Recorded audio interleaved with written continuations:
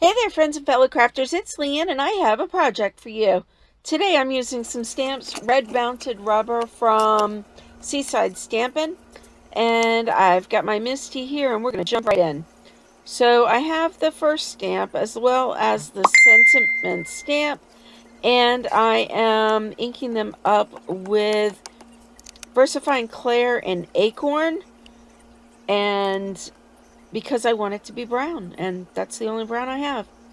And so now I have my second set that stamp I wanted to use, and I'm also going to bring in the Verdant, which is a pretty green color, and there we go, I got that done. Now I'm going to sprinkle this all with clear embossing powder and heat set it, mainly because I am going to be doing some ink blending over top of the Versafine Clair, and I want it to stay. So here we go, getting that heat set a little bit in the front, a little bit in the back. Ooh, look at that go. Love watching the color change from a dull white, or from a dull color to a very shiny color. So there we go. That's all done and done. Now I'm going to put a block on that for just a minute to let that flatten out more. And I'm going to bring in my distress inks. First I have brushed corduroy, and I'm going to do my beachy sand here. Just get the sand dune taken care of. Now I am going to bring in the masks that I made, and I have already cut them out. And this was using some Inkadinkadoo masking paper. I love that word, Inkadinkadoo. And now I'm separating my second mask. Get that on there right where it needs to be. And I'm going to use some Scotch tape to hold it down. This is repositionable Scotch tape, so it doesn't mess up my paper. It peels off nicely. But this way I don't have to worry about my mouse moving.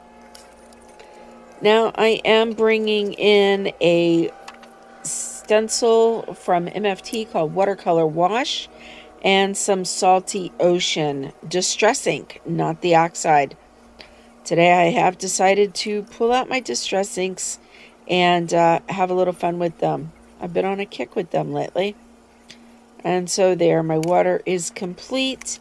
And now I am bringing in another MFT stencil called Mini Rolling Clouds and my Tumbled Glass Distress ink to complete my sky.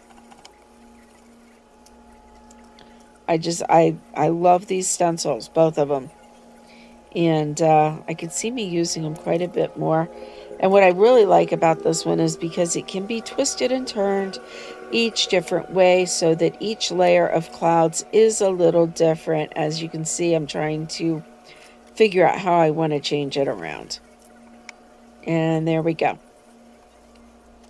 Now let's see, what am I doing next? Because I don't remember what I did. Oh, I'm bringing in the third stencil and some squeezed lemon. At this time I am using the oxides. And this stencil is called Rays, and it's from Holtz. And now we'll pull off those masks that I used. Pull in a couple of alcohol markers just to color up the birds, and a little bit on the ocean where it didn't quite meet the sand. And I'm going to put it all together on my card base. I am sticking this to a layer of black cardstock from Gina K Designs. And then I am putting it on my card base, which is also from Gina K Designs. And then I think I'm finished and decide to bring in my gel pen just for some accents here and there along the waterline. And with that, my project is complete. Hope you've enjoyed. Everything will be linked in the description box below.